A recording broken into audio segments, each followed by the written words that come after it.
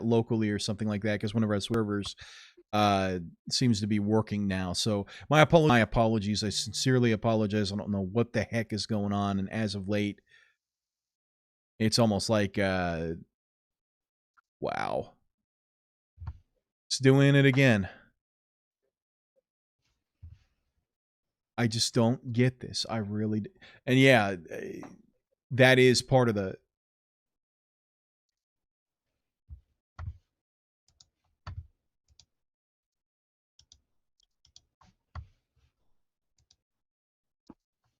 Are we off? John, can you verify? I do not know. I think we are.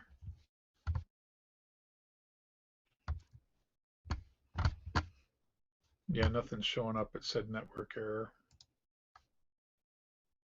Here, hold on. I think it's Well, getting. now I it think. shows run. Yeah. Okay. All right.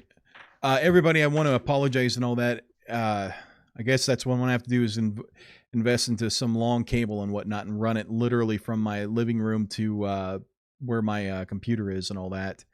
So, God damn it. Unfreaking believable. Okay. Well, I'm showing that everything's working good now, so. Okay. Well, it says we're all online and all that, and apparently we got one person watching on Facebook Live and all that stuff. So hello to that person that's watching on Facebook Live. So, alrighty, hello. Anyways, going back to Tetris and all that, Josh. So yeah, I know that it was ported to different things, and you were talking about the Nintendo. One of y'all was talking about the Nintendo 64 version. Yeah, there's it's not Tetris 2, it's the other one. But yeah, you can. There's a really good head-to-head option in that version. It's pretty cool. Okay. Are we frozen? Looks like we might be. You know, it's like I just don't get this. I really, really, really don't. So. Well, I think we're okay now. Okay. Just as we go, we'll just have to. Well, the good thing is that with regard to the YouTube video and all that, if I was to do a YouTube video, I can actually post that because I actually record locally and all that. So that's the good thing about this. But yeah, I do not know what the heck is going on at all. Thanks. I know that Nikki's on and all that. I really appreciate that, Nikki. It says that she's on, but it's lagging and all that. So thanks for letting us know. All right, I guess if we just press on as if it. I guess let's just press on and all that. So having some major... at this point you just go live and power through, and let's just try to ignore it and do the best we can. Yeah. Alrighty. So, anyways, back to the Nintendo 64 thing and all that. So as you said, they made several versions and all that.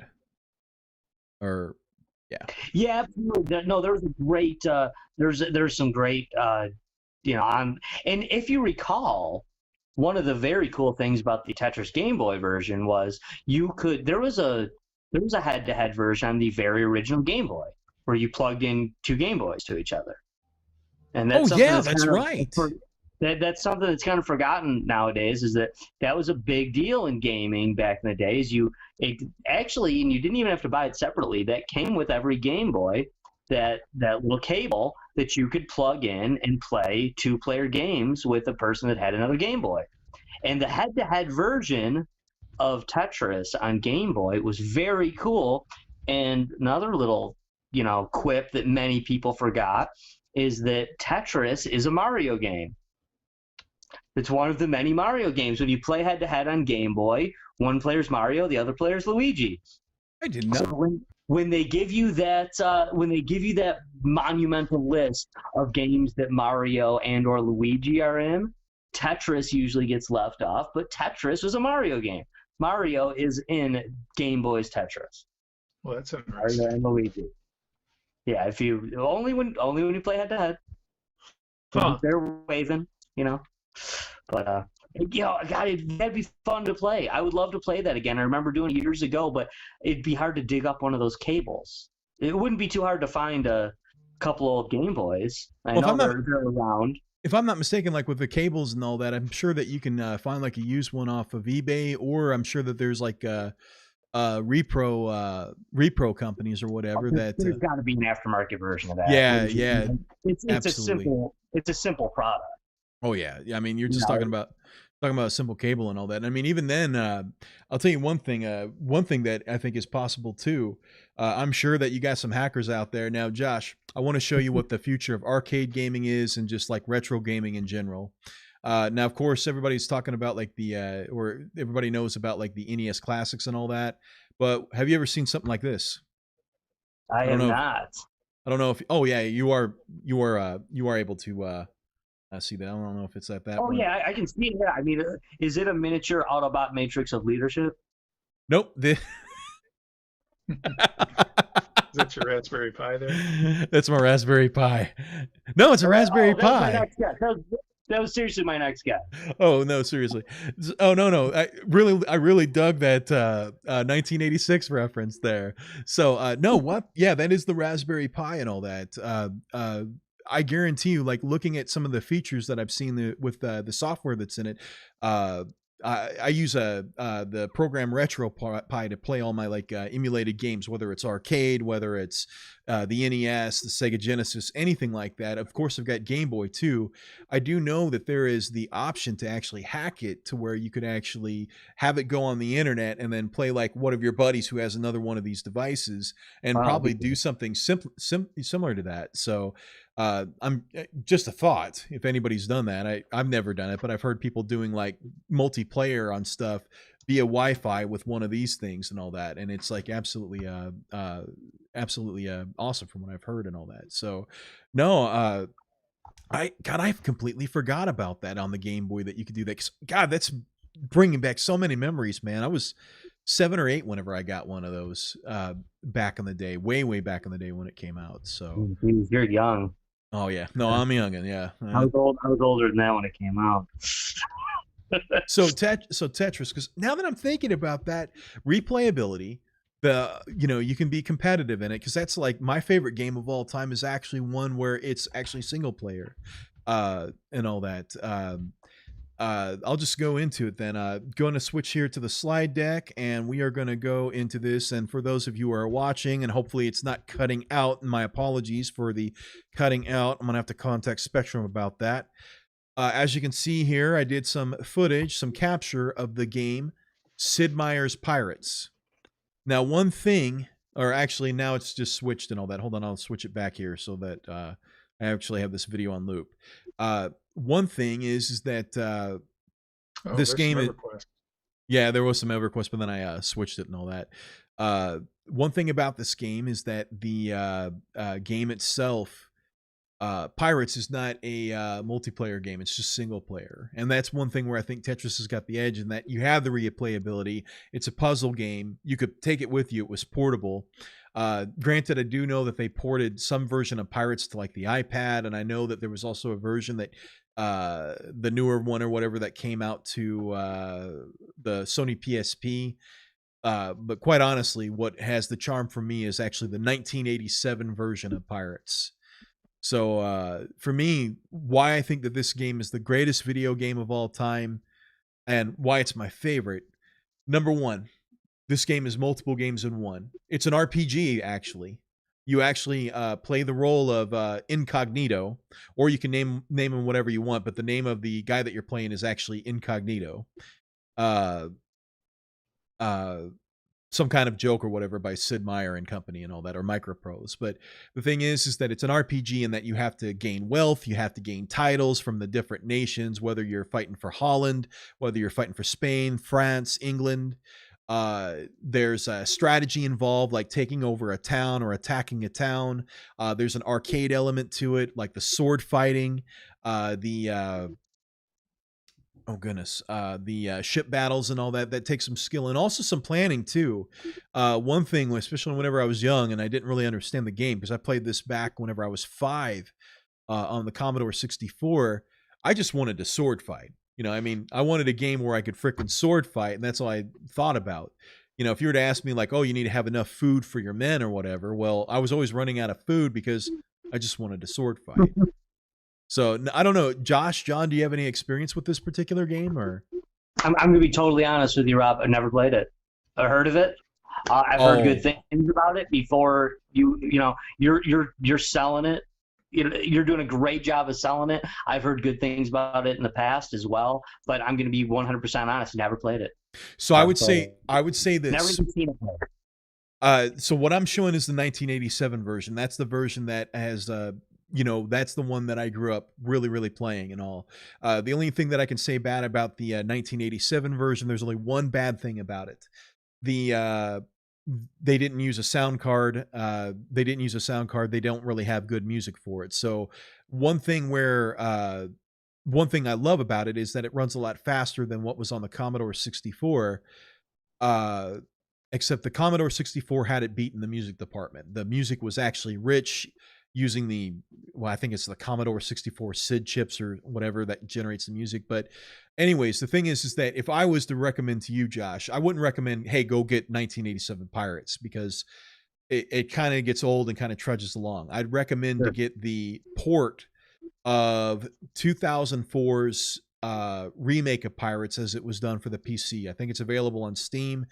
And I think it's also available on GOG.com. So you can play the newest one, which is using more modern stuff. And now here we have EverQuest. I was doing like a rolling video here, but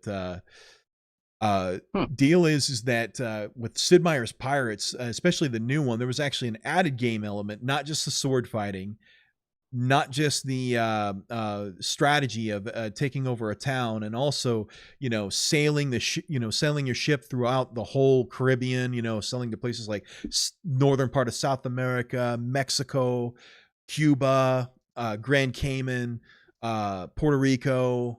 God, what's the one with I can't even think of it. Jamaica, which was Port Royal, which eventually became Kingston, Jamaica, and all that. But the thing is, there was another added element too. My knowledge of the Caribbean, as it is right now, is because of the game Sid Meier's Pirates. Like, it is a teaching game too. So you've got all these aspects that you can play, and I would recommend, if you were a gamer and you were wanting to, like, and it's a cheap buy too, even for like the 2004 or 2005 one on PC.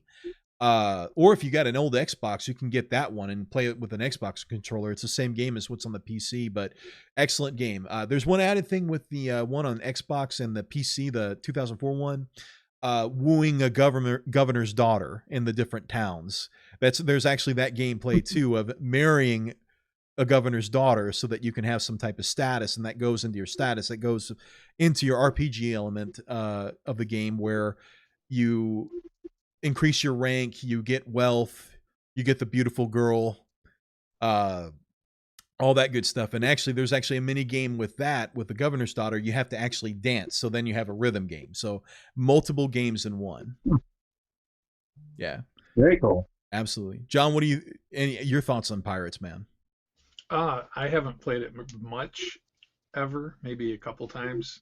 I never really got fully into it. My favorite Sid Meier game is Alpha Centauri, but I think that could very well be competitive in that list of greatest of all time too, or favorites, whatever. But yeah, I haven't had as much experience either with Pirates. Oh, I highly recommend. I would say it's one of the best games as far as just like replayability, because there's another thing too. You don't have to play as a pirate. You can play as a pirate and like just attack everybody and just steal everything, sell it to the huts there. What's that? Those little huts there in that you were sailing towards, that land. There's a red thing, and then there's looks like little huts. Oh, the houses in the you're selling that's a battle sequence where you're actually fighting against, and then it goes to like a sword fight like what you have right here.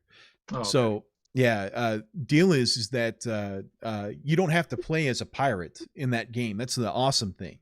If you want to play as a pirate where you just attack everybody's your enemy, or everybody's fair game, you steal their goods, steal their food, steal their gold, and then go and sell it, to the highest bidder and whatnot at each of the different towns. You can play it that way. Or you can play as a privateer, where you say, I dedicate myself to the British nation, or dedicate myself to the the French or whatever, and then you fight for the French, and you fight all their enemies, and then whenever you do that, you actually gain rank. Or you can play it the hardest way. You can actually just do nothing more than be a trader. Just sail into the towns, buy low, and then sell into another town with the same goods and sell it at a higher price. So there are different ways to actually play the game. I've never actually played it that way, though. I think, if as far as like a challenge goes, if you wanted to make like a stupid track for Twin Galaxies, highest rank achieved, because you can go from being a pauper all the way to being a king's advisor. Like, there's many different levels that you can actually attain and whatnot. But that's what I would like to see. Somebody become a king's advisor, doing nothing but trading, not fighting anybody, not attacking any ships, nothing like that at all. I'd really like to see that. Pacifist level. Yeah, exactly. The pacifist, the Twin Galaxies. Yeah, Sid Meier's Pirates, Twin Galaxies, pacifist track. Absolutely. It's funny you say that, because back in the days when we used to put together games and do like the LAN thing and the I'm not even talking really like internet, just doing it in a network. I know what you're talking about. We used to play Warcraft 2, not World of Warcraft now, the Warcraft 2 BattleNet edition, but we would spend sometimes entire nights when we got bored playing the same games, and we would call it Peacecraft, where we would just sit around eating pizza, drinking beer, and just, or whatever, and we just weren't allowed to attack each other. And we just each like built up our nation, and then it was like, you sit there for 6 hours. People are like, all right, can we attack each other now? Like, no, this is Peacecraft. Stop it. That is funny. That's gaming, though. That's just having fun gaming. That's weird stuff. You gotta challenge yourself. So, John. Mm-hmm. So you have a little bit of a difference there. So, like, as you said, what you think is the greatest video game is not necessarily your favorite, because my favorite is, I think, that's what I was going to ask Josh. Hey Josh, so was Tetris your favorite or the best game ever created? That just best. Okay, what's your favorite game? We should have maybe grabbed that earlier. I didn't even think about that. Oh, that's all right. I didn't know if we were all going to do best, and then I'll come around. Well, we could. Do you guys have a preference? No, it's you guys are the boss. I'm just here for the ride. You're our guest, sir. So the thing is, I've already said my favorite, and I've already said the best. So you go. Okay, my favorite. Now I'm gonna fully acknowledge here that this could change from day to day. This could change by my mood. There are, probably at least half a dozen to a dozen games that could take my favorite spot, if depending on the day. But if put on the spot, I will say, a game that I played a lot with Twin Galaxies, a game that I have been playing for, decades at this point, and that is Bubble Bobble. Oh, Bubble Bobble is probably my favorite game. I hold world records in it. Not that it matters much these days with the state of who keeps track of the records. But I've loved this game since I was a kid when I got it. I've loved the different ports of it when the Wii came out, when Nintendo Wii came out, and you could download kind of new levels and new things, do the Bubble Bobble Plus, Bubble Bobble Extend, all this stuff. Do these different variations of it. I loved it as a single-player game and a two-player game when I was younger, and then when the Wii came out and it became a 1, 2, 3, or 4-player game, then I really fell back in love with it again. And, this is where I'm biased, and this doesn't contribute to it being a good game at all, but it does contribute to it being my favorite, is, when I got the 4-player world record, one of the foursome was my son. So this is a game that I've been playing since I was a kid. Now I play it with my kids. and it's a blast. I love it. And I mentioned earlier that I talked about games being cute. It's adorable. It's freaking adorable. You're the cutest little dinosaurs. You're jumping around. You're shooting about people and stuff. It's cute. It's fun. It's a blast. Anyone can sit down and start playing it, but at the same time, it's still like to this day, it's still frustrating enough. It's still hard enough that I've been playing it for decades, and it's still like controller throwing worthy at times because you're so pissed off at it. So I love it. My son he thinks he's better than I am at it. He's not. So no worries. He's not better than me. He's probably watching right now, throwing something at his phone or something. But he's not better than me. But he will be someday. Gauntlet thrown down. I acknowledge he will be better than me. He's better than I was at age 13. No, I mean, you're right about Bubble Bobble, because I mean, obviously my first exposure to Bubble Bobble was actually on the NES and all that. That was actually a game that my brother and I we used to actually rent growing up. And I grew up in Newburgh, Indiana, southern Indiana, just east of Evansville. And whenever we would make trips to the God, I'm really dating my age now, because I'm talking about going to Friday night after school. Mm-hmm. What is it that you did like in the 80s and the the late 80s, early 90s and all that? You had your mom and dad take you to the video store. Well, you're younger than us, so yeah, I know I know that I'm younger. I know that I'm way younger than you. Well, not way younger. I mean, oh man, not way younger. Speaking of gauntlets thrown down. Yeah, speaking of gauntlets, throwing shade. Yeah.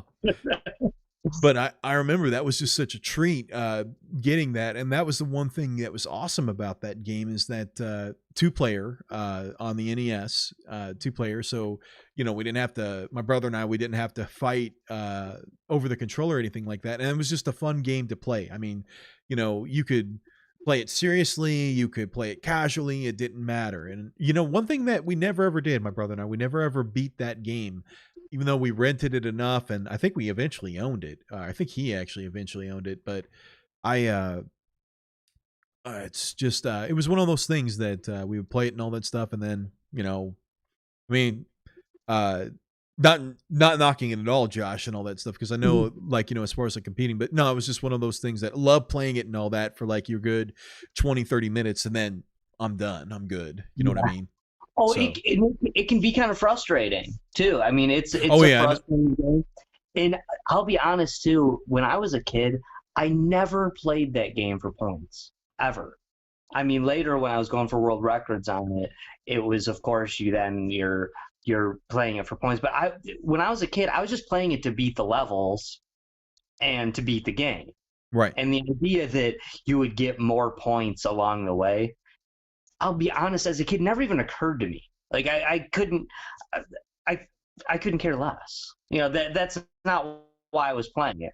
So then later, I totally reinvented the way I played that game, because there's things you have to do to, triple and quadruple and get 10 times the amount of points that you could get. That I didn't care about that. The game was hard enough as it was. I just wanted to beat the damn thing. Yeah, no, I hear you. I mean, I just wanted to get to that last level and kill that whatever that.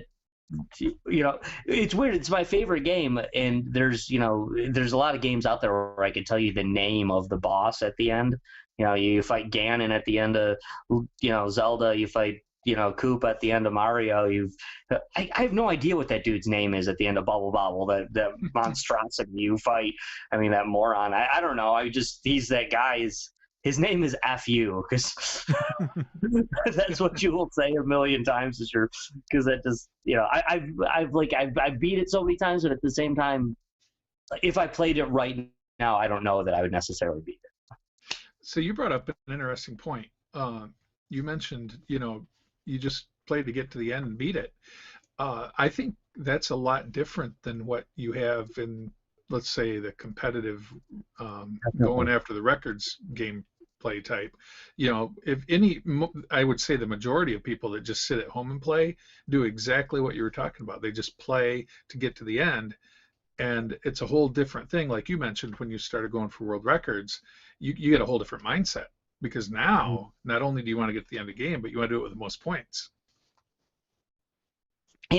John, it's actually something when I first started kind of working for Twin Galaxies all those years ago, it's something I kind of struggled with and had to kind of relook at games, because I never looked at that.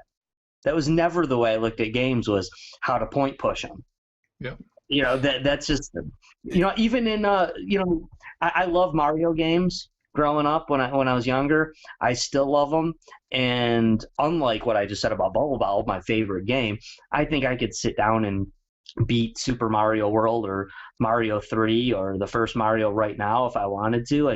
Those are classic games that I've played so many times and I absolutely love. And those could definitely be talked about, any one of those Mario games, for best game of all time. And I'm sure a lot of people would list it as their favorite game.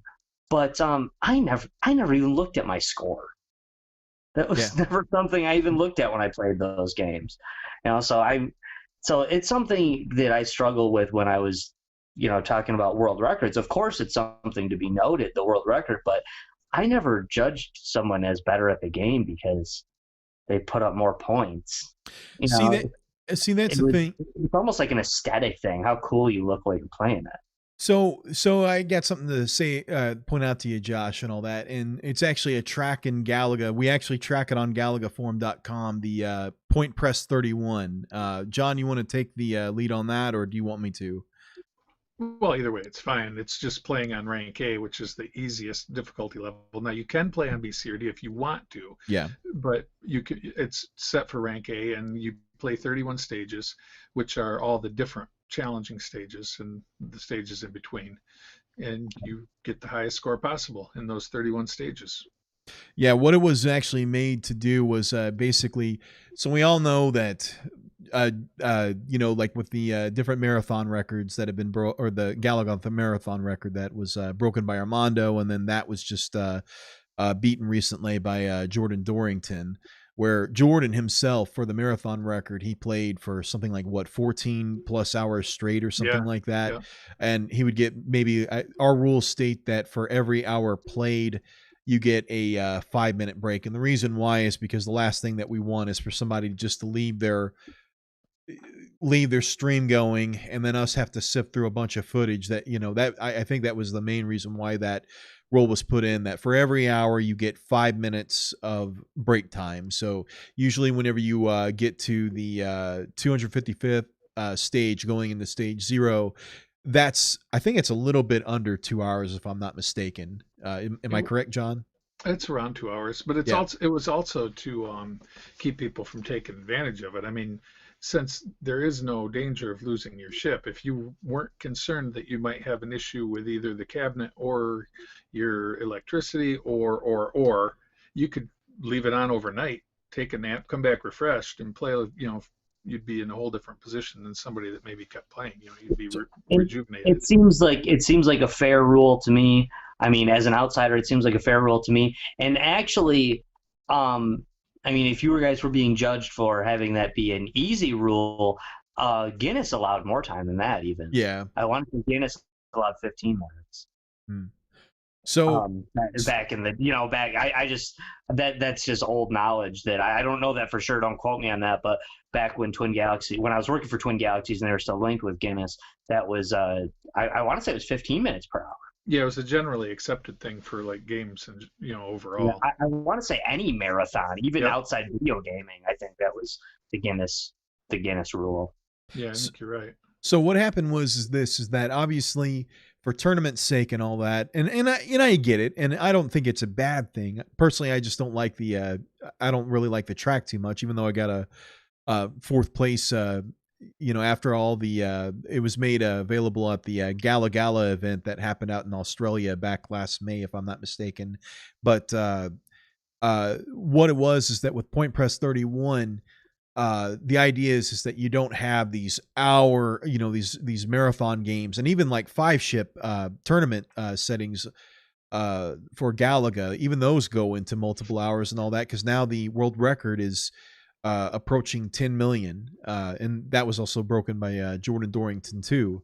Well, the thing is that you got all these great players. I mean, my personal 5 ship one was 3.2 million, actually a few thousand under Phil Day on MAME, and then you've got all these different guys. I mean, they're coming out of the woodwork, like Jason Strawn, like who he put up a million plus game and all that. Well, the thing is that if you get over a million points in Galaga usually is at least 42 minutes.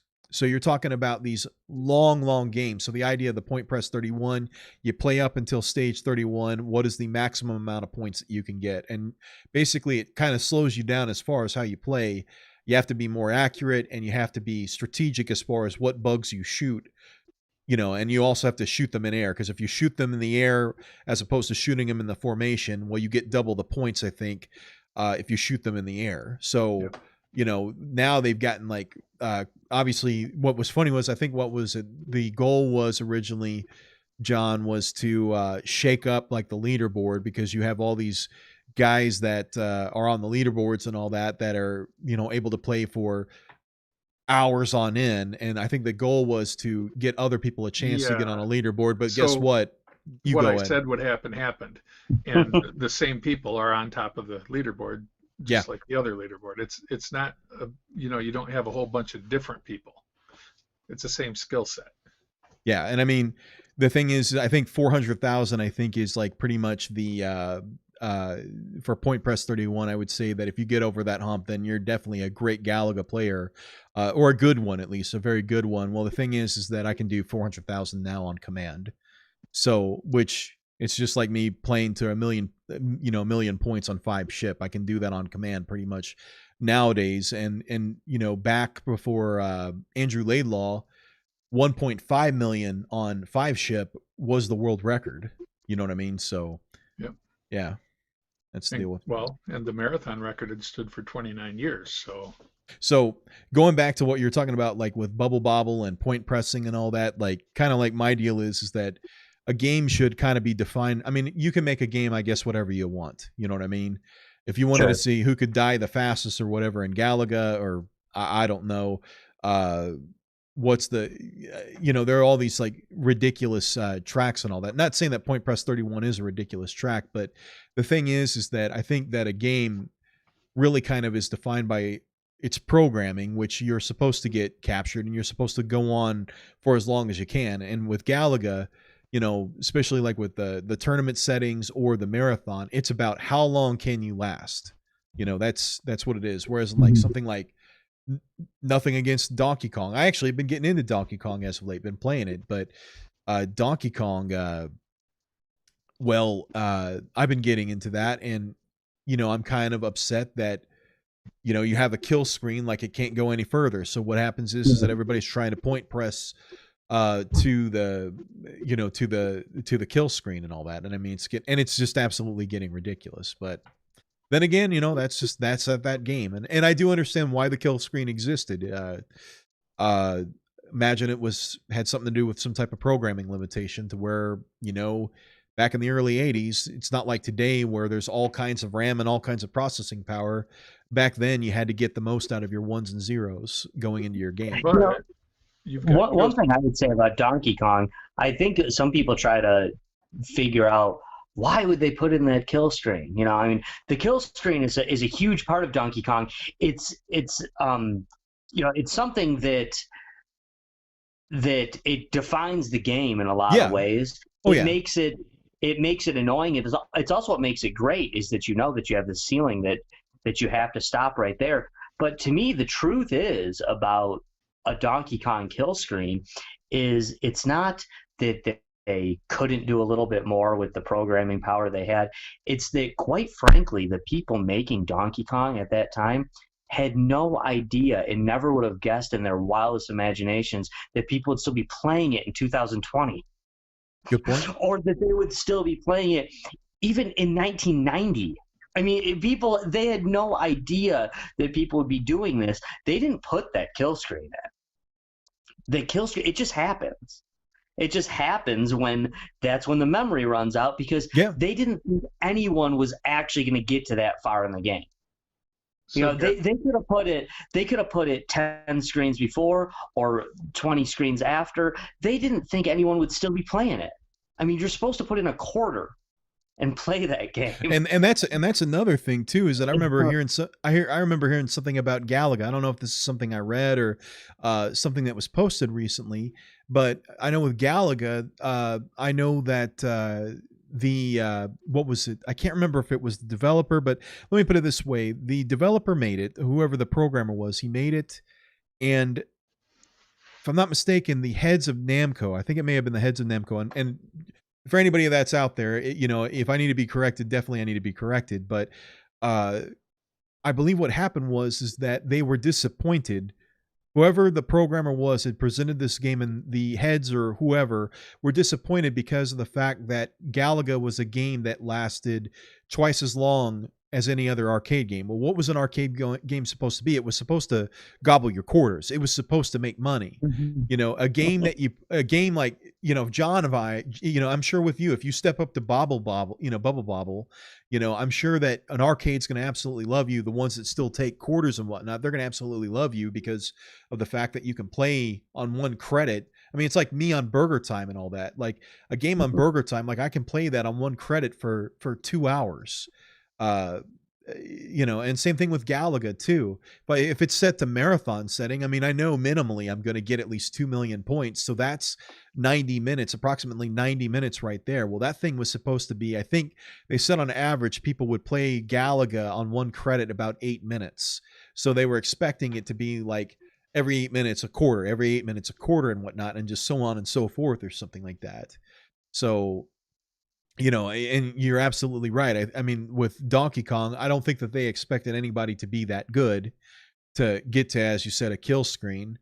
And the goal of that game was to, make money for a short amount of entertainment. I mean, you're absolutely right on that. So, well, I mean, Galaga is your true classic traditional style of arcade game, like Pac-Man, like Space Invaders, like one of these games where you are just supposed to put in the quarter and play for fun. And yeah, I mean, points is obviously a natural way to track a game like that, because you're getting points for the kills. The kills are the basic idea. Unlike a Mario game where, are you better at the game because you killed all the Goombas? Are you better at the game because you got all the coins? Not necessarily. That's what you get points for in that game, but it's not really the goal at hand. The goal at hand is winning. Where a game like Galaga, a game like Pac-Man, you're getting the points for accomplishing and completing the game. So you're going through so there isn't really an end spot. So the idea that those games would just loop continuously makes sense in a video, in an arcade gaming idea. But with a game like Donkey Kong, you got to remember they're trying to progress here. Donkey Kong is the first Mario game, and Mario becomes this huge icon in the world of video gaming. So you're trying to play for a goal here, and yes, the game does loop until the kill screen inevitably, but you're playing for a goal. I've actually kind of always had a theory with Donkey Kong. I try to get inside the heads of the guys that made Donkey Kong and think about how they later progressed with platformers like Mario and Super Mario Brothers and games like that. And I always viewed the pie stage in Donkey Kong.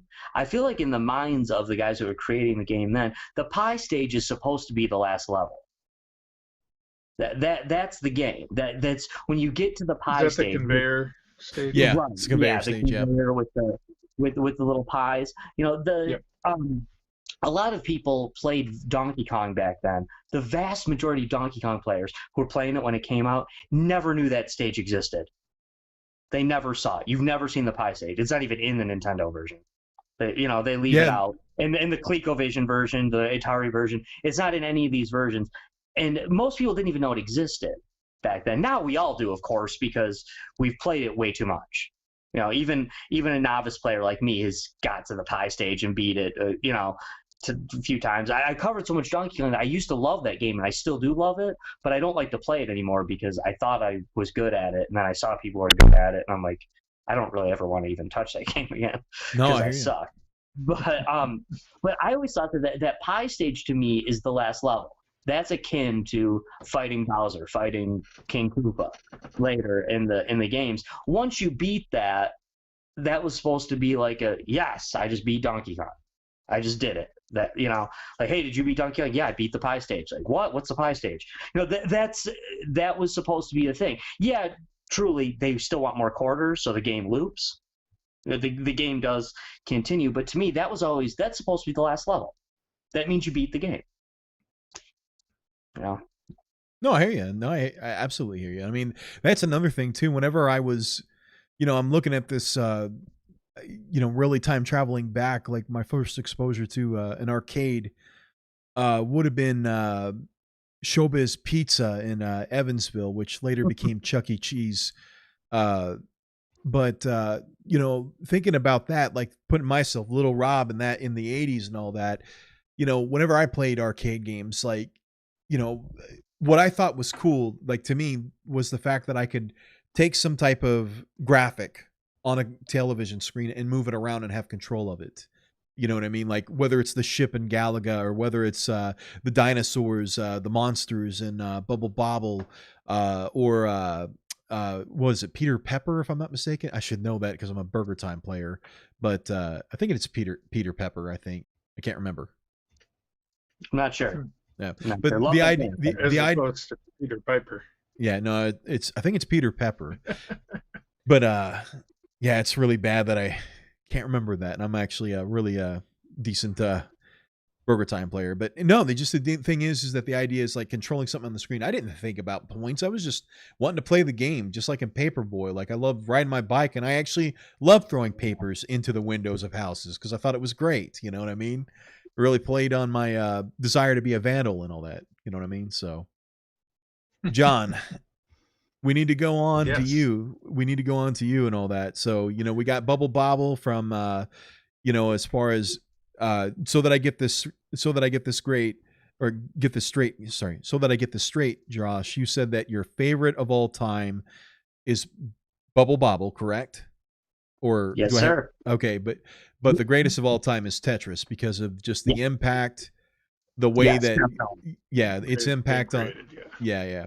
John, I know that you're in the same boat, that your favorite is not the greatest, but I'm going to go back to the slide deck here. EverQuest. Mm-hmm. That's your... Yeah, I think that was probably the greatest game ever created. Why? It ushered in this whole new era of games that we have now. Without that, things might have turned out differently. It predated World of Warcraft, but it's why World of Warcraft came into being. It's why we have games now like Halo or like League of Legends. Any of those MMO games are kind of a direct descendant of EverQuest. Now, you could make an argument Ultima Online, but it was so different. The graphic quality, the interaction, everything was just completely new with EverQuest. It was a whole different level of gaming. Brought us Leroy Jenkins too, right? That's right. Well, was that EverQuest or World of Warcraft? Now I don't remember. I thought it was EverQuest, but I was actually going to ask you guys. I thought it was EverQuest, but it could be World of Warcraft. I think it's EverQuest, isn't it? I remember watching the clip, and they run into that room, and he did anyway. They were doing a raid, and instead of waiting for the raid, he just runs in there and goes, Leroy Jenkins, and just it's internet gold. It's internet gold from the infancy of the internet. I mean, you absolutely got to love it. Those guys are so nerdy. Not like I haven't even talked. We're all a bunch of gamer nerds here. Oh, dude, no. I've got you all beat. So the thing is this. I don't know who you're talking about, Leroy Jenkins or anything like that. I have no idea. But I'm gonna say this much. This actually makes people think that I'm much older than what I actually am, because John, does EverQuest predate MUDs? No, it doesn't. Nope. Josh, I'm a mudder, actually. I still am a mudder. I actually still play a text-based MUD based out of I believe either Oulu or Helsinki, Finland, and nice. have been playing it since 1996. And that's Zombie MUD, right? Zombie MUD, yes. Now, does that have a back door or no? You mean a back door to like change things in it to it and all that? Well, you said you're a mutter. Okay, is this some kind of weird Sorry, I couldn't resist. Well, John, it's just like this. Oh. So you should have asked me what kind of pirate is incognito. And there's only one kind of pirate, and we all know what kind of pirate exists out there. You know what kind of pirate? That's right, a butt pirate. All pirates are butt pirates. So do you know any other kind of butt pirate? Or other kind of pirate in general? Well, you had the Queen's pirate, which was Sir Francis Drake. But prior to him being before he could be the Queen's pirate, he had to be a butt pirate. He's the Queen's butt pirate. There you go. Very cool. You learn something new every day. Exactly. So, but yeah, EverQuest, I think we wouldn't have the games we have now without it. I really don't. And it came out in March of 1999. So that gives you I don't even think that point is debatable. I think you're absolutely right that it's not the first, but you don't have to be the first to be the one that is the trendsetter. You know, you can find a rock band that did things similar to the Beatles before the Beatles, but that doesn't make them the Beatles. Right. And EverQuest is the Beatles of the MMORPG basically. Yep.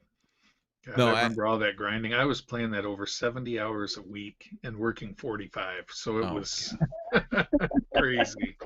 So that's the thing. I never played EverQuest. I actually never did. Wow. Yeah, I mean, I've seen it. I've played it. I was never into the MMORPG. I think it's a cool thing. I was never into it. I played World of Warcraft for a cup of coffee back in a while ago. But I never played EverQuest. I knew people that did, and I saw them. I'm familiar with the game, but and I always wanted to. It wasn't like I was an anti-EverQuest thing. I always wanted to. I was just at the time I was too busy. Rob, you were trying to pretend like you were saying you were old earlier. When EverQuest came out, I was too busy getting married and stuff and having kids. I already was married at that point. So it had been for 10 years. So, well, no. I have a lot of respect for EverQuest because I will say that it was huge. My brother was the one that got into it, and part of the reason why I didn't, I just looked at it and not that I was trying to be some purist or whatever. I just like it was just one of those things of I kind of call it changing my workflow, in that I was so used to playing Zombie Mud because literally I've been playing that off and on, like from 1996 up until like 99 or 2000. I played it hardcore, Zombie Mud, and then like I took a break, and then I got back into it a little bit in 2005, 2006, whenever I was starting to kind of know a little bit of programming and all that. And then actually I got back into it hardcore in 2013 with a new character in Zombie Mud. So the reason why I'm bringing that up is that whenever I looked at my brother playing EverQuest, I said, well, this is nothing more than just a MUD except in graphics. And, and of course it looked awesome. Don't get me wrong. It's one of those things. It's like I kind of already was dedicated to something. I didn't want to change gears and, play something new, if that makes any sense. And plus another thing, I think it was a subscription service, if I'm not mistaken. Yep. And that I was like, well, mine doesn't have graphics, and you have to learn to kind of how to program and all that stuff, but at least mine's free, and it's been free since 1994. So, the text adventures were cool. They were cool as hell. No doubt about it. So it's kind of a thing that died out with technology, where the MMORPG doesn't die out. It keeps advancing, but it doesn't really die out. And that's the awesome thing too, with like MMORPGs, because of the connections that you make and all that. And that's something that's actually kind of good with the mudding community too. But I will say this: if there's any gaming community that's in serious danger of dying, it is the mudding community, because you try to show somebody like a text adventure and all that, or like an online mud or whatever, and that you're playing with other people, they'll just look at them like, how the hell do you think this is fun? That's the first thing that people say, like, what the hell are you doing? Where's the graphics? Yeah. Like, what the hell is all this stuff? But no, and that's part of the That's No, part of the what's that? do you know what is kind of cool about modern technology? And I'm a retro guy through and through. Yeah. I'm not really into modern stuff. But what is so cool about modern technology is that I think we actually hit a point where I don't think any style of gaming will ever die now, and that's awesome. That's really cool because how many people do you need to keep the mudding community going? I mean, you could keep it going with 40 of you, right? And if there's 40 of you on planet Earth that want to keep doing this, and there will be. Yeah. And No, it will only get easier. It will only get easier as technology advances. That you're good. You're good. I mean, I know guys that, they play old computer games. I know a guy who plays a game called Heroes in the Sky. Mm-hmm. It was huge for a minute. And it's not. But it got picked up on a server by some guy in Korea, and they all got their stuff back. They all got their gear. They all got everything they ever wanted back. And most of them don't even play it that often, but it's still there. It's there when they want it. That's what I'm so hoping. It's so cool. I'm so hoping that'll happen with Dungeon Runners. That was a great game, but it went down. It was an NC Soft game. Somebody else has it now. I don't remember who, but that was my hope, or maybe even I could try to find a way to acquire it myself to set up a private server. But going back to favorite games goes back to a little thing what Josh was talking about, these old games. Some of my absolute favorite games are games like the Bard's Tale, the original Bard's Tale, Tales of the Unknown. Might and Magic 2 I've been playing a lot lately. Might and Magic Book 2, not Heroes of Might and Magic, but the original Might and Magic. And then also, even up in more recent games, like my current game favorite is probably Fortnite, but I also like Overwatch and League of Legends. So I've got kind of a wide variety. In arcade games, I really like Galaga Bosconian. So I'm all over the place. So like with I know that John, as you said, like your favorite is Bard's Tale. So EverQuest and all that, because I know that was the first big one and all that. Mm-hmm. And always, I think MMORPGs, I can say they're safely here to stay. The graphical ones and all that. And all that. Is EverQuest still playing, if I may ask? Yes. Yep. They even did this. They did the same thing that World of Warcraft has done now. They went back and created these servers where you could start playing as it was originally created. That little video clip that you had put up and were looping, that's a newer version of EverQuest. It's been, well, they say updated, but I actually like the original version better. Without all the enhancements. Yeah, that's the thing is that I look at it as far as like bringing people together and all that, and in the comfort of your own home. I do think that you look at like all the things that they've done with MMORPGs, World of Warcraft, EverQuest, and all that, and then let me ask you something. I'm going to say this, EverQuest. Now I know that with Doom, because I did this, I was so Josh, if I had to say what type of gamer I am, I would say an MS-DOS gamer. That through and through, that's what I would say I am first. I'm not an arcade gamer. I'm an MS-DOS gamer. And I do remember my dad and I and my brother getting our computers together. Now we didn't have a LAN. We didn't have anything like that sophisticated back in the mid 90s. My dad actually had 2 phone lines, and we actually would use one computer to call the other to actually do a dial-up game, deathmatch in Doom and all that. So yeah, so my dad would be in one room with his computer, and I'd be in another room with the other computer, but we had 2 different phone lines, and it was absolutely awesome. So no, the reason why I was bringing that up, as far as like on a mass scale, bringing gamers together, did EverQuest do that? Was that the first game to do that and do it well? Well, like I said, Ultima Online existed prior to, and they did have a community involved. But I think as far as doing it well, I think nothing topped EverQuest at that time. I would agree with you, John. Ultima Online did come before, and Ultima, by the way, for Nintendo was an awesome game. Yeah. The original Ultima. But I'm glad you brought up Doom, Rob, because I was going to actually bring that up. Yeah, To say sure. that, Doom, I think, is comparable to EverQuest through the platform. Oh, Because hands down. Doom wasn't the first, but I would say it's what got that first person shooter thing going. But Duke Nukem comes before it, or I'm sorry, not Duke Nukem, Wolfenstein. Yeah, Wolfenstein 3D. Yeah, Wolfenstein 3D comes before it, and that can be made the argument. But I feel like it really takes a leap before Doom, and Doom leads to Duke Nukem, of course. But Doom is where it really gets huge. But if you were going to really pinpoint it, I think the first one I can think of, Blake Stone, right? Blake Stone. Yeah, that's Hey guys, audio dropped out. Oh, it's back, I think. Josh, you there? Okay, I'm gonna have to call you back. Hold on one second.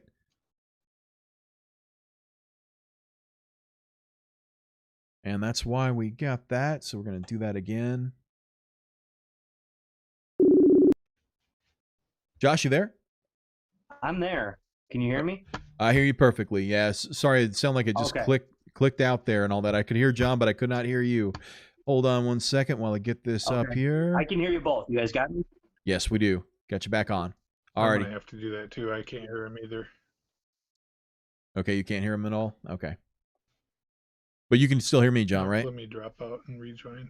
Okay, John. You guys can hear me? I can hear you. John's going to drop out and then rejoin. Or should I? Well, yeah.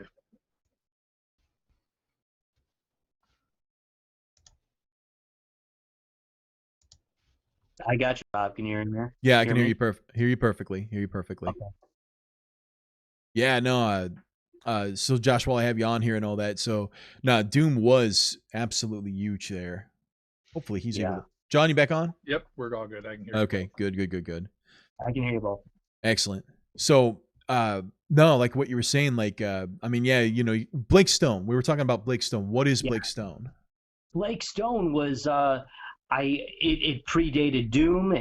I believe it predated Wolfenstein too. One of your very first-person shooters. I loved it. It was easy, really easy. It's basically the premise of the game was I love this premise at the time because it wasn't like you're trying to go kill the boss. It was you're on a renegade alien spaceship and all you're trying to do is get off. There's no boss at the end. You're trying to get off, but it's a first person shooter, where you find better guns and you start out with a tiny little gun and you find different alien guns and you move on and eventually it's kind of anticlimactic but kind of cool. Just find an escape pod and game's over. So very cool. But Blake Stone, I 93. I could be wrong that it predates Wolfenstein. No, I would say that it definitely predates Wolfenstein 3D. But I could be wrong. Definitely, they both predate Doom. Yeah, no. But Doom was the one. Doom was a lot like EverQuest. You can bring up EverQuest. People say, "Oh, but don't forget Ultima Online." But the truth is, we did forget Ultima Online, and we did forget Blake Stone. But you don't forget EverQuest. You don't forget Doom. No, I mean that's for me. I mean, for me, it's like whenever you're talking about like Blake Stone, I'm like, what the hell is that? And I was really into all the different MS-DOS games. I was into the point and click adventure games by Sierra LucasArts, which was previously Lucasfilm. I was into those. I was into Doom. I was into Wolfenstein 3D. You ever play Rise of the Triad? No. Excellent first-person shooter game. Little bit after Doom and all that. I loved it because of the fact that you were fighting against real people as opposed to like aliens and all that. Now, granted, the bosses kind of got goofy in Rise of the Triad, but no, it was actually an excellent, very, very excellent game there. But yeah, you've got Rise of the Triad. You got Duke Nukem 3D. Excellent game too. That was an excellent game to play via multiplayer and all that. Just so many games. But yeah, Blake Stone. No, I couldn't tell you. I mean, Ultima Online, I've heard of it. So Blake Stone, Aliens of Gold, is that the one you're talking about? Perhaps, probably. So I actually was playing around looking it up while you guys were chatting. So it was created. Its initial release date was December 3rd, 1993, on the Wolfenstein 3D engine. So the same year that Doom came out, this game came out as well. Oh, okay. So I'm going to go ahead and do this, John, here. We're going to do web page view here. Going to get you guys on here. There we go. Maybe-ish. There we go. Got you guys right there. So right now I'm actually showing like different pictures. So it was built on the Wolfenstein 3D engine then. That's cool. Oh, I remember this. I remember the guns and all that stuff. Okay. Alrighty. You know what it looks you know what it looks somewhat similar to? I mean, not in gameplay or anything like that, but somewhat resembles the old Buck Rogers games, if you've played those. Yeah, no, come like mid 90s, like 96, 97, I want to say, it was almost released as like the Kmart Wolfenstein. Like it just came free on stuff all the time, you know? I mean, you'd buy like crappy discs that, you know, and the free games would be like, oh, and you get free games like Blake Stone and Oregon Trail. That's cool. That's a good game too, actually. Oh, great game.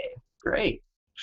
So crazy. No, that's absolutely crazy, because I do remember hearing about this game but never played it. I think it's because of the fact that I had the freeware version of Wolfenstein 3D, and also I had the freeware version of Doom, which, if I'm not mistaken, I think the freeware version of Doom was actually multiplayer too. You know, if you could, you know, connect to somebody else and all that. It was all like you had like a whole episode of Doom with like 10 levels, and like you could just play it and that was it. You know what I mean? You didn't have to, I mean, a lot of people I know that they just played the shareware and they never ever did anything further than that and all that. So another huge game that we didn't touch on, but it also had a very big impact, was Diablo 2. Yeah. Okay. I never got into that game. I'm aware of it, but never ever got into it. So okay. So John, as you said, the do you guys have any game? This wasn't. What's that? What'd you say, Josh? Oh, you were clicking out. I didn't want to interrupt you. Okay. I do got a question for you if you want, but sure, absolutely. You know, is there? I feel like when you guys asked me, you know, and for those of you listening, this wasn't pre-planned or anything, but you know, you asked me to come up with the best game. Do you feel like there's? I feel like I chose what I thought was the best game, but I feel like there's at least 10 games out there that you could make the argument for. So do you feel like there's any games out there that we should be bringing up as potentially the best game ever, even though we don't think so? A game that if somebody else was on the show and they brought it up, we'd say, yeah, I can see that. Halo. You know? Hey, okay. That was my son's answer. Super Mario Brothers. I was going to say Super Mario Brothers, and in the same breath as Super Mario Brothers, I was going to say Sonic the Hedgehog. Final Fantasy. Yeah, Final Fantasy, yes. Game franchises, there's a lot of them. Game franchises, though, what would you say? Super Mario. The thing is, to me, when you say game franchise, I instantly say Mario. But Zelda for me. Okay. Like the question is with Mario is that what do you include as a Mario game? When you say that, do you mean the Super Mario Brothers games with the platformers, or do you mean everything Mario? Yeah, which he's in everything, which is super cool, you know. But no, I do like Zelda. I should say this: I'm not the hugest Zelda fan where I've played them all. I'm not that guy at all. Same here. It's an absolutely fantastic series. I always say, just to annoy people when they ask me what the best Zelda game is, I always say the best Zelda game is Ocarina of Time. The second best Zelda game is the fishing sub-game in Ocarina of Time. Because that is like the funnest part of that game, where you're just in there, and one of the hardest parts of that game is making yourself continue the game after you discover the fishing part, because you just want to see the fish all day. In my opinion, anyway. No, I hear you. Your opinion is shared by a lot of people. Yeah, and then like with Mario, you can say, I mean, does Mario Kart count? Because Mario Kart is a genre in and of itself that you could argue. I love racing games, but you could argue what's the best racing game, and you can say Mario Kart. You know, I like the N64 version the best. That's debated endlessly too. What's the best Mario Kart game? You know, out of the 10 of them or whatever there. I would say 64 because the SNES version, I don't like the lagginess and all that stuff. I think they got it right on the 64 4-player. Yeah, I think they got it correct with the Nintendo 64 at the time, given the hardware and all that stuff. And then it was very, very, very smooth compared to Mario Kart on the SNES. But no, I mean there is just like big franchises. I mean, like Super Mario, Street Fighter 2. Yeah, I mean if you're talking about that, if you're talking about like fighting games and all that, you're talking about Street Fighter 2. But then do you include something like Tekken? And Mortal that was Kombat. One thing I love. Yeah, Mortal Kombat. Absolutely, I love fighting games and all that. Used to love Mortal Kombat. Love Street Fighter 2. Virtual Fighter 2 was actually my favorite on the Dreamcast. But that's a cool. How about Tecmo Super Bowl? Oh yeah, for sports games and all that stuff. Absolutely. Yeah. I mean, I was a pariah in grade school because everyone was playing Tecmo Bowl and I was playing John Elway's football. Which I thought I liked as much or better. Tecmo Bowl was probably the better game, but I was playing John Elway's football, which I loved, but that was not the opinion to hold when you were in 5th grade or whatever I was in. I don't know what grade that was. I'm not good with years, but that was, everyone else was like, what? No, Tecmo Bowl. No, that was huge.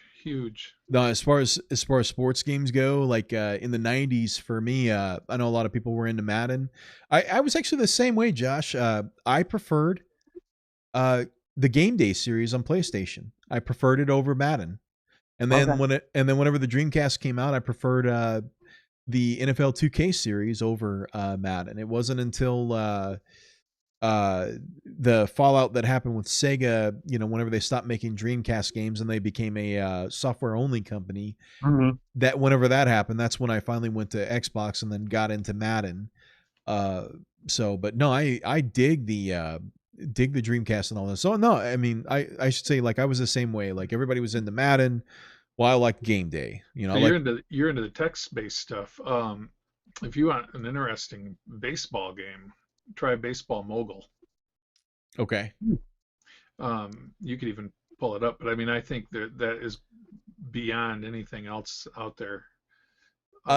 Simulation games. Mm-hmm. So let's talk about this. So because that's what I'm imagining Baseball Mogul is. It's a simulation game, right? Yep. Simulating owning.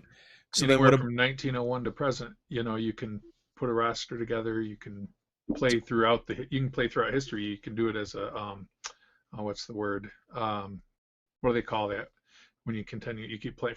Not franchise, but oh God, the word's escaping me right now. Dynasty. You put it on Dynasty. Yep. So you just keep playing over and over, and as new players become available in the draft, it has drafts, and you can go historical. You can have it make up players, whatever you want to do. It's really different. Very cool. Yeah. I don't think I've played a baseball game since Tommy Lasorda Baseball for the Sega Genesis. I remember that game. I think that's the last one I played. Oh, I still play. I'll be totally honest, and I loved it. It was a great game, but I don't think I've played one since. Still to this day, I still play Bases Loaded 2 for the NES. One of my favorite, just because of the fact that Bases Loaded 1, I can't do it. I don't know why. It's just like the control scheme and all that. Love Bases Loaded 2. I mean, I haven't played Bases Loaded 3, but Bases Loaded 2 is just where it's at for me on baseball. Mine is ice hockey for the NES. Okay, so ice hockey for the NES. So I'm kind of getting off going now. Kind of getting off track here and all that, because I am a big hockey fan and all that. So Josh, I actually used to live in Trois-Rivières, Quebec, cool. Which was right in the middle between. It was on autoroute. So situé sur autoroute 40 entre Montréal et Ville de Québec. So in between Montreal and Quebec City.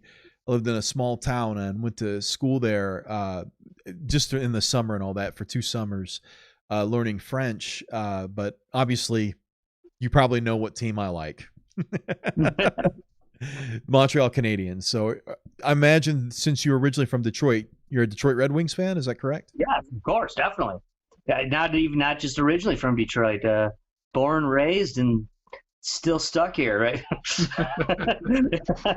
I'm right here. I'm in Detroit as we speak. Yes, no, big Detroit Red Wings fan. I was going to ask you before you said Montreal Canadiens because it wasn't obvious to me. I was going to ask if you were a Montreal Canadiens fan or if you were a Colorado Avalanche fan because they used to be the Quebec Nordiques. No, Montreal Canadiens.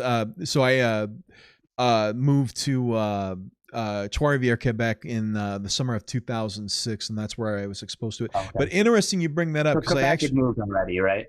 Yeah, Quebec had moved. Yes, Quebec had moved, I think, in the mid '90s. That was actually a really crappy thing for the Quebec City too, because it's heartbreaking. Yeah, well, they let fans up and around here. The year that they left, it was funny. What happened was that the year that they left, because they had a good team going. So what happened was that they had a good. I think Joe Sakic. The year that they left, like the season following them leaving, they won the Stanley Cup. That could have been a Stanley Cup for Quebec City and all. So now it's interesting as far as out of all like moves and all that stuff. I don't know why that happened, but then again, I do know. I know that this is so really getting off topic here, off the topic at hand, but problems that we've had with like the feed and all that. So here's the thing: is that I honestly think, especially during the '90s, it was all about getting more hockey into the United States, and still to this day, they're still adding more teams. And quite honestly, I don't think that's the answer for the NHL. Like they're going to have the Seattle team, which I'm not really happy about because, I think the thing is that they're saturating the sport. They're saturating the league with all these teams. There's only so much talent to go around. Really, I'm not really a big fan of it at all. I mean, it's just that, you still got guys that, you still, you have 4 lines that you have to fill and all that, 4 lines for each team or whatever, nightly that you have to fill. There's only so many good goalies to go around and all that. And there's another thing too. I really don't like the fact that it's now become a shootout in this league. I mean, the scoring that's happening right now, the rate of scoring that's happening in the NHL right now, it's horrible. And I know what they're thinking. They think, well, if we up the scores, that will get more attention. Quite honestly, it's doing the opposite, in my opinion, is that if you up the scoring, like if you're calling penalties on everybody, you make the goalie pads thinner and all that so that there's not as much surface area to block a puck and all that. Oh, shoot. You lost the boss, John. Oh, there he is. Am I here? Do you hear me? You guys hear me? Got you now, yeah. Okay, good. Well, anyways, didn't mean to go on a big... now you can. Now I can. Didn't mean to go on a big tirade there, but the thing is that with the moves to increase scoring, and then also they're increasing the number of teams in the league and all, quite honestly, I think that it's by them oversaturating the league with many teams. They're calling all these nonsense penalties and all that, and that's making more power plays happening. And then also scoring is going up out through the roof because of the fact that they have all these penalties. There's more stoppages of play. And quite honestly, I think, the deal is with like why I got out of football is because there's too many damn stoppages in play. Right. Do you know what I love? I love seeing, I'm a Colts fan. Okay. And I always loved it. Peyton Manning's on the field. He's driving down the field. You can't stop him. He's running a no-huddle offense. He's making completion after completion to Marvin Harrison and to Reggie Wayne, going on and going forth and all that stuff. And then what happens is that you have one of the opposing players fake an injury. And it happened. I can give you one specific example where that happened, which was with Willie McGinnis back in the season where the Colts faced the Patriots. Willie McGinnis fake being injured or something like that, and the Colts were about to score.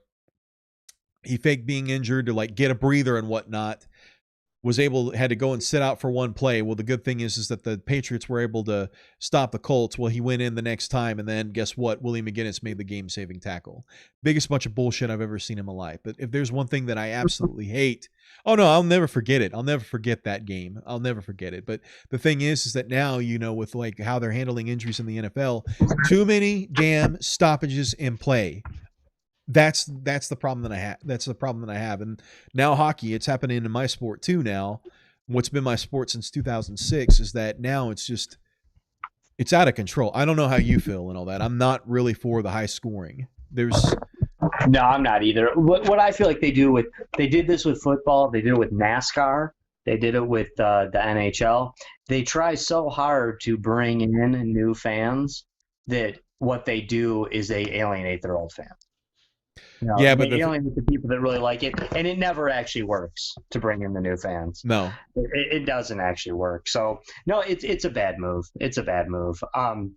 Hockey video games are actually my favorite sports video games. I actually think they are the best. Blades of Steel.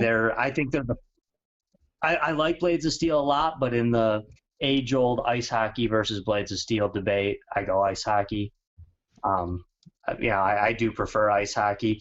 The very last thing I got to do working with Twin Galaxies was when they flew us out to Las Vegas to host the NHL 94 tournament, which was an absolute blast. I mean, that I think I lost you guys. Hold on one second. NHL 94.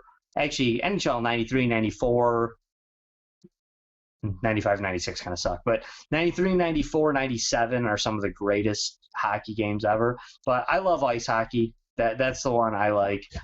Blades of Steel was fun. The fighting was fun. But ice hockey I like best. So are you guys ice hockey fans for NES? I played it. I enjoyed it. I haven't really what's played your it lineup? much. So. What's your lineup, Rob? So I know that you have like the skinnies, the fats, and the mediums. Yeah, no, I know what you're talking about. It's been forever since I played it, Josh, but I know what you're talking about because like what was it? You had like your monsters or whatever that were slow, but you couldn't knock them over and all this stuff, and then you had your mediums, which was like shot. Yeah, but then you had your fast and all that. So if I remember correctly, usually I like to go all fast. I know that sounds crazy and all that, but the idea is that by being able to outrun everybody and all that. But then again, it's been forever, man. I never really got into it that much. When you beat the game and get to the end, when the one-player mode, when you play the Russians at the end, their lineup is 3 skinnies and a fat. You need one fat guy to take your slap shots and and win it. I always went 2 skinnies, a medium, and a fat, and I only used the skinny guy to get assists, basically. But that was always my lineup, was 2 skinnies, a medium, and a fat. And the fat guy takes all your shots. The medium guys or the skinny guys run around and carry your puck, and the fat guy. I had to drop an audio. I did too. Yeah. Hold on one second, Josh. I'm gonna exit out of this and then we'll get back into it. Goodness gracious, all this nonsense with regard to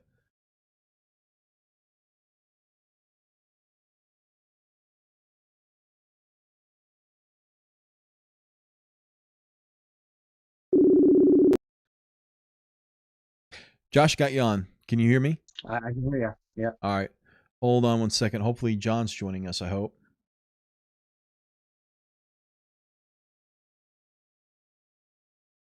Oh, there you are, John. Okay, Hello? let me. Still here. John, you there? I can still hear y'all. There we go. I got you now. Well, anyways, well, I think God, it's at 11:30, man. We probably need to be wrapping this up here. So. Oh yeah, I didn't. Yeah, sorry, Josh. By the way, I want to apologize with all the nonsense that we've been and all the technical difficulties. It's all right, guys. Technical difficulties that I've been facing here. So my apologies on that. So, oh, hey, one quick game I want to mention before we get off, just as a personal old-time favorite. Mega Mania, Atari 2600. That was my first shooter game. Okay. So I just thought I'd throw that out there. I think that was a great game too. Cool. Really cool. Well, I'll just go and do this right now. Be a fun topic for a podcast for you guys. Whether you had me on for it or not, I'm not. I'd love to come back in the future. Thank you so much for having me on. But Thanks for coming. A fun one to have would be worst video game of all time. Oh. And least favorite video game of all time. Yeah. Do the exact same podcast, but in that in that opposite vein, because much like best video game of all time, you can't just say a game that really, really, really, really sucks as your worst video game of all time. It has to be something that people know. You can't just say something that is like the worst video game of all time. And you name some game that nobody's ever heard of. That they'll be like, "What's that?" Some point of a game. It's got to be really. It's got to be important. It has to show why it negatively affected the subculture. So I'll tell you one game. Now, granted, this we'll save it for the next time because I don't want to go into it because I've got very specific reasons why. Does it start with a D? It does start with a D. There is a problem when a game comes out in 1980 or 1981, an arcade game that comes out, and it's got more buttons than a Super Nintendo controller. No game should be that freaking complicated. It is by far. I don't get why. I get it, people. That's fine. It's just like that thing I was talking to you about, John, earlier about what certain people do with pictures of presidents and all that stuff. I mean, if they're into that, that's fine. But Defender, no.